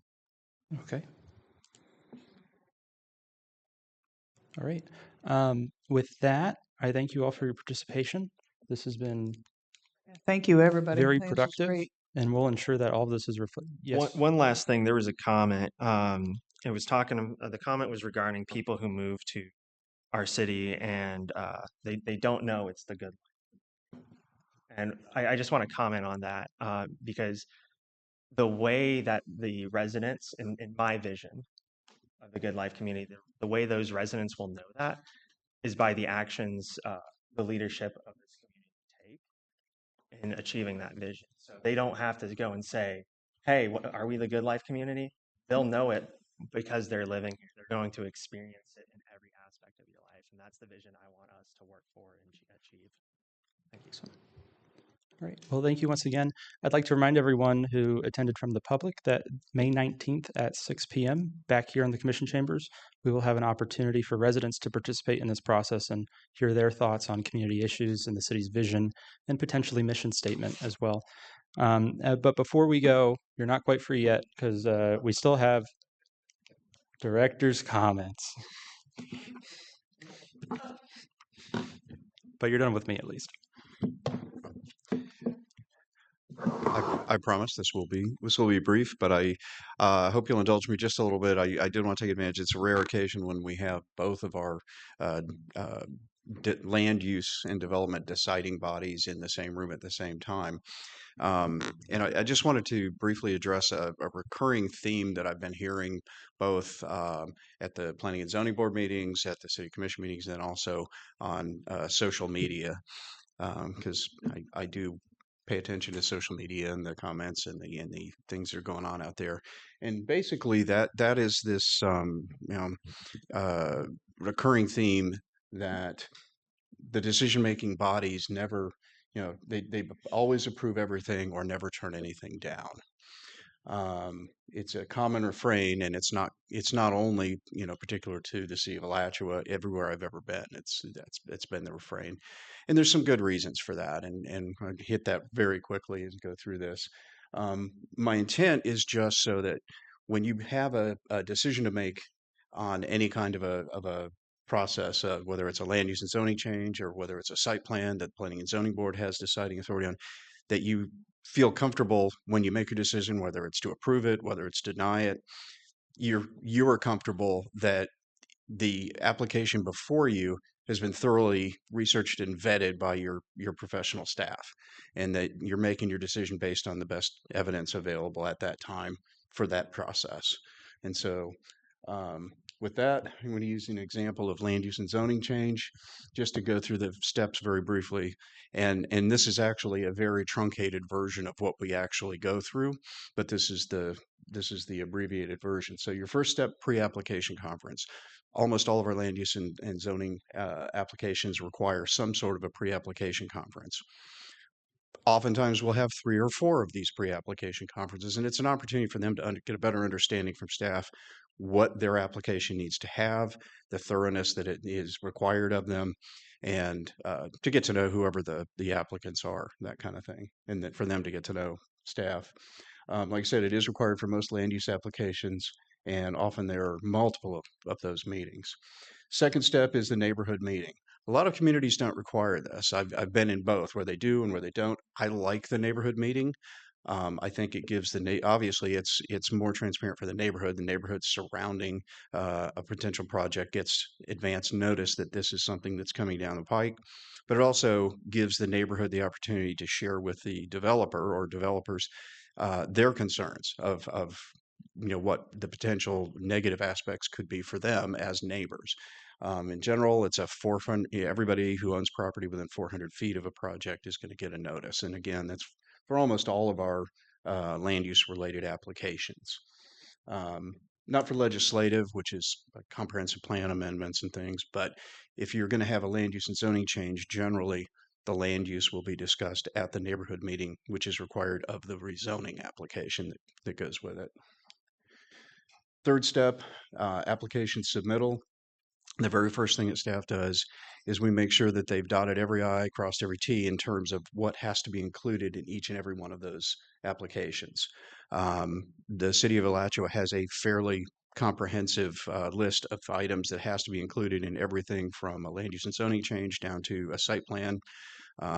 It's quite extensive, and the application packages are thick because there's a lot of information we require of them to demonstrate that what they're applying for, what they're requesting of the city, is warranted.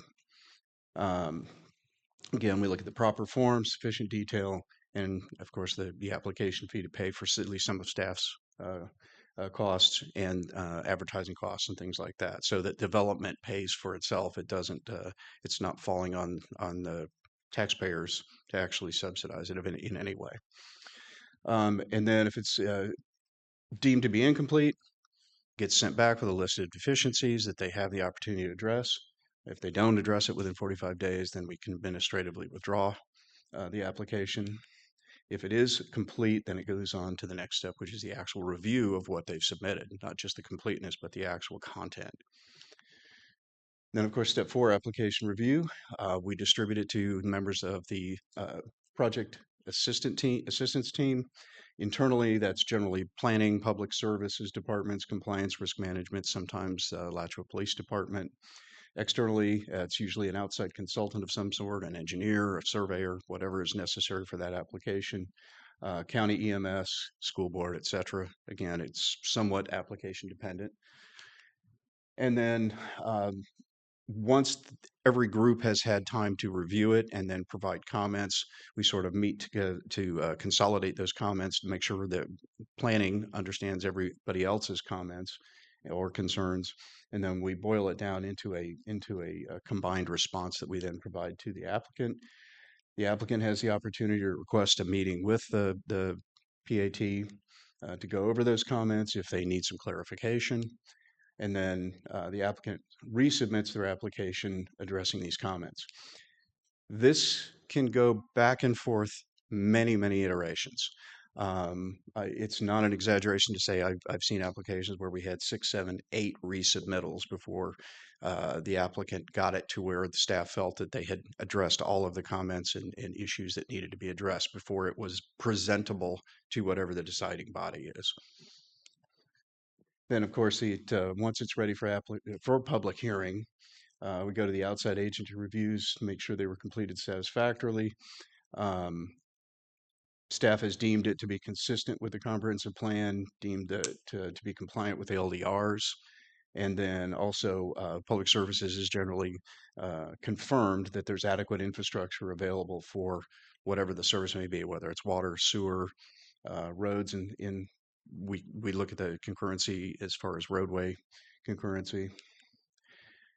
And then at that point, we'll do the administrative preparation to get it ready for the first hearing. In this case, for land use and zoning, it would be planning and zoning board hearing and be heard first by planning and zoning board. Again, we issue mailers to the surrounding neighbors to let them know. You get the public notice. Well, it goes to the neighbors and the public notification list. We have, most of you are probably aware, you can sign up with the city to be put on a public notification list. And so all of these, anything that goes out to the public gets sent to them as well as to the neighbors.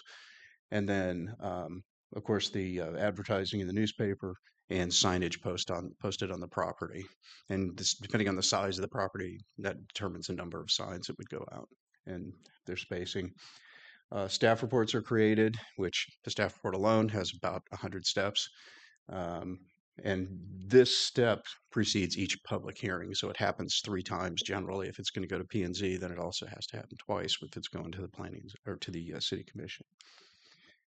And then finally, step 7, it goes before the Planning and Zoning Board. You have your presentations by the applicant, staff, and if it's a quasi-judicial proceeding, you have potential to have affected parties. Then public comments are given, and then it's the application and testimony is reviewed by the Planning and Zoning Board. Again, for something like a site plan, they have the deciding, that's where the decision is made. It doesn't go forward to the commission. In case of planning and zoning, or excuse me, land use and zoning change, then it goes further to the city commission. And so they'll make a recommendation to the city commission based on their determination of the application. And then again, finally, then you get to hearing number 1, because if it's land use and zoning change, it takes an ordinance, which has to be heard twice by the city commission. And so again, you'll have the presentations by the applicant, by staff, and if it's quasi-judicial in terms of the rezoning then it would be, you get your affected party potential. And again, public comments, and then application testimony reviewed by commission. You can either approve it with conditions, or deny on the first reading.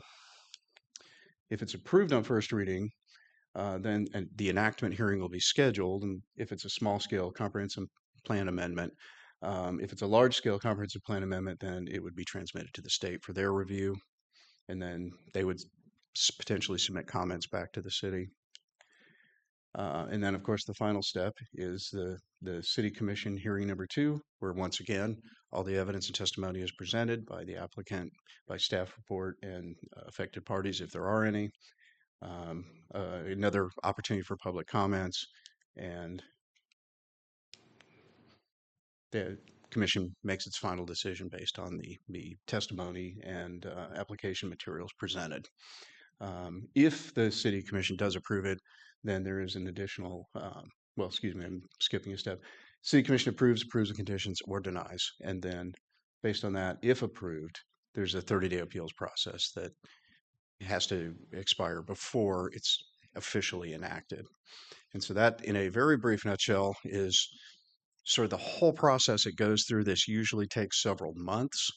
Again, staff ensures that if the staff gives a recommendation to approve, what that really is stating is that staff has found it to be approvable, that it meets all of the requirements of consistency with the comprehensive plan, and that it doesn't violate any of our LDRs. Of course, the decision to approve with conditions, or deny rests with you as the deciding bodies.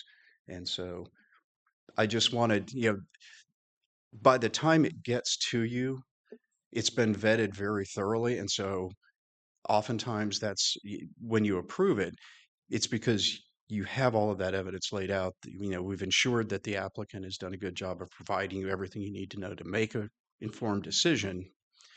And so that's why, in general, it's kind of you get this kind of, well, you approve everything. Well, you approve everything because the stuff that was not approvable generally doesn't make it before you.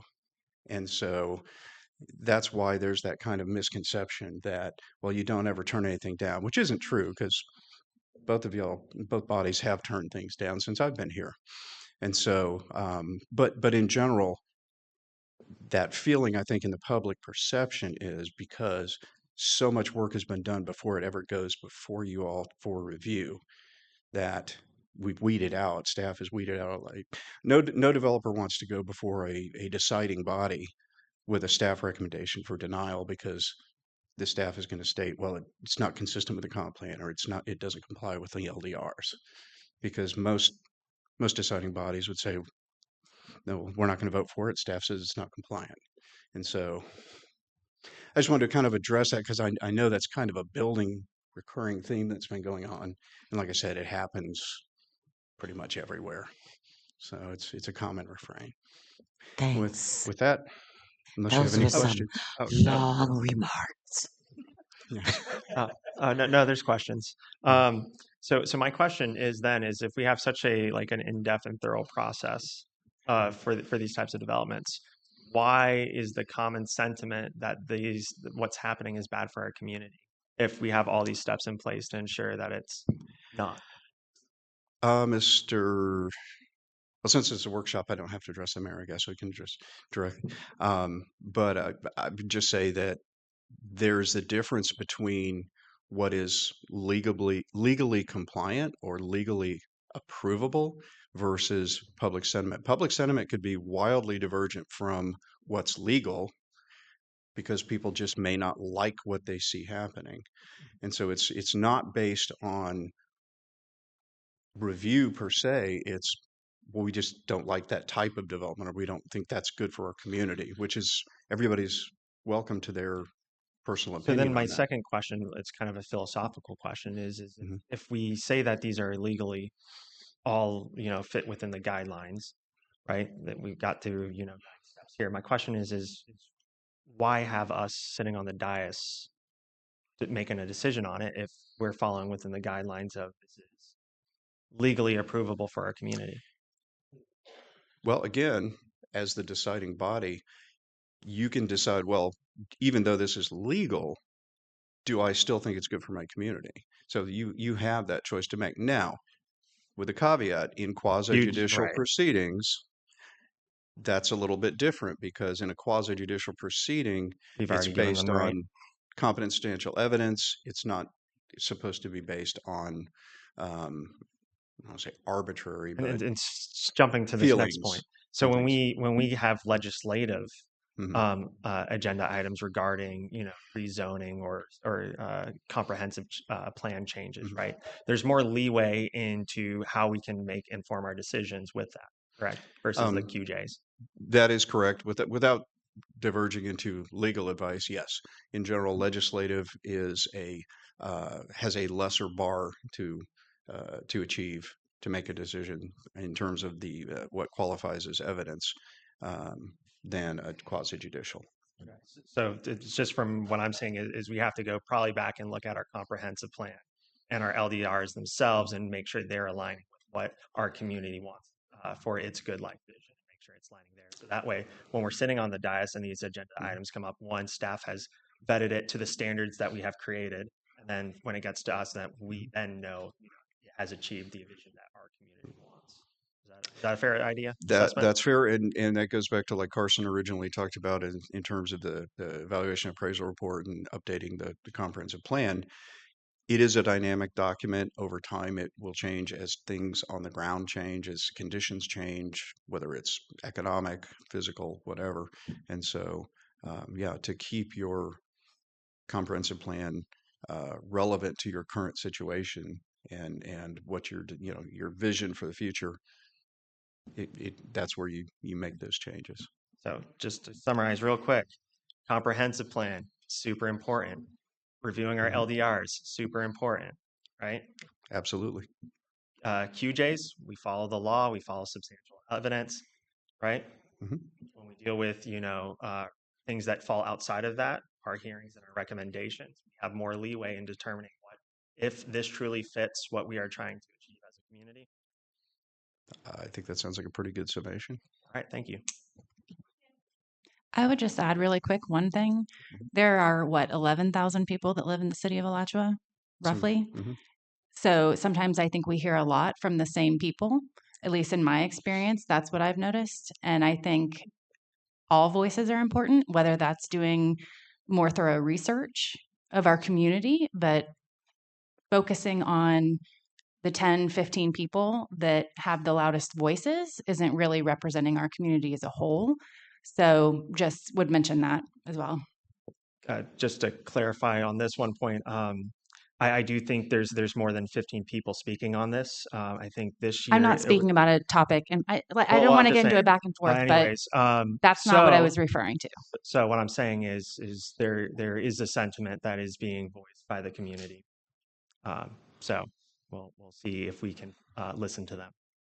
Well, and I'm just one voice, and as a citizen coming to my first meetings, this was during the Terror Project stuff, and I was blown away just simply because of if we have all these things in place, how did we get there? How do we get to where we're having meetings till after midnight? Twice. If and again, just common sense, it did not make sense to build on an aquifer, to build on a cave system. It just simply didn't make sense. And that was not understanding and reading any of this stuff. So, with all of these things in place, how do we get there? And those are the type things that I guess the voice says that, because again, we can't dismiss public perception.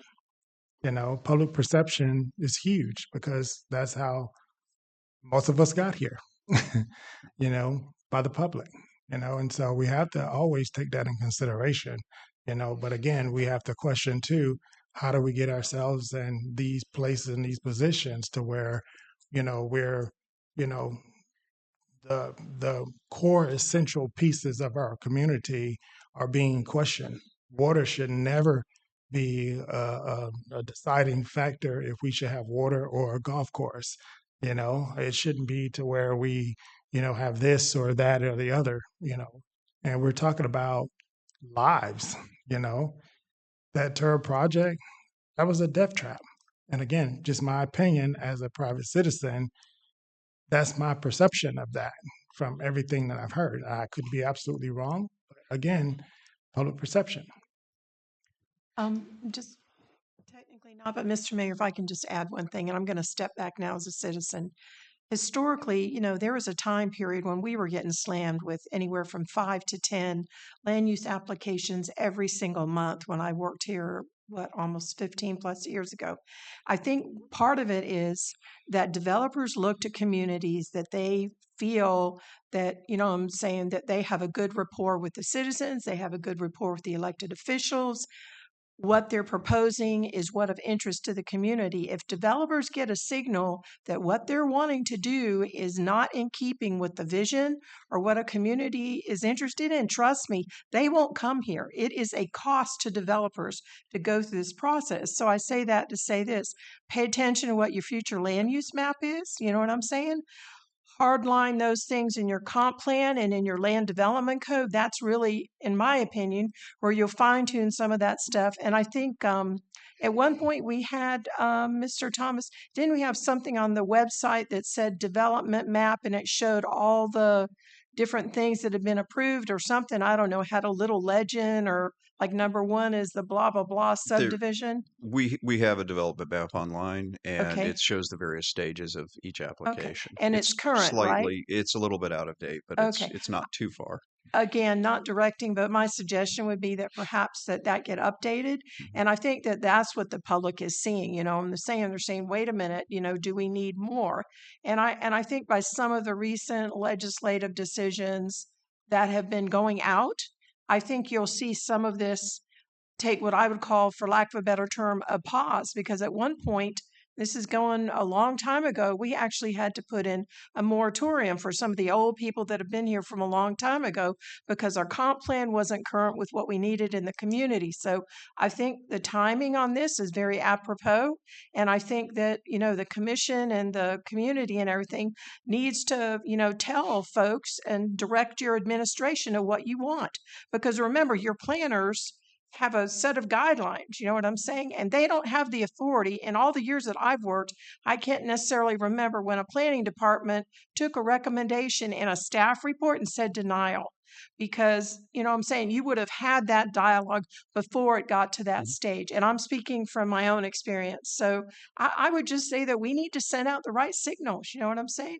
And I think some of those signals from the community are coming back. Now, you all, as Mr. Bryan said, you're the final decision makers. You know what I'm saying? On a few items, the plan board is. But send out what that message is you want. Trust me, they'll get it. Okay. And so anyway, I'll get off my soapbox, but thank you. I appreciate what everybody does. Thank you. Thank you. I would just like to add one thing, and going through those 9 steps, we talked about months, but I think there are a lot of application that take years, and we've This is true. skipped the permitting sections, and they have to get permits, and it is well vetted. Y'all do an excellent job. And when you bring a recommendation to me, I know it's been vetted quite well, and I appreciate all the hard work that y'all do. Thank you. On behalf of the staff, thank you. Thanks again for everybody. Thanks for coming. Yep. Thank you, everyone. Thank you.